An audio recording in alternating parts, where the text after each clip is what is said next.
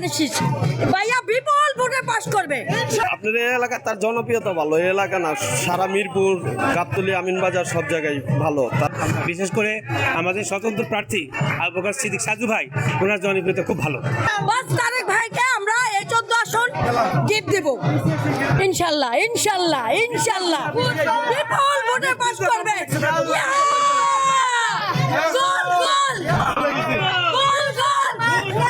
গোল গোল গোল গোল গোল। আপনার এই এলাকা তার জনপ্রিয়তা ভালো, এই এলাকা না সারা মিরপুর, গাবতলী, আমিনবাজার সব জায়গায় ভালো তার বাপের জন্য। এবং কি সে অনেক ভালো লোক। আমরা যখন টুর্নামেন্ট ছাড়তাম ও খবর মানে দাওয়াত দিলে আসতো টুর্নামেন্টে।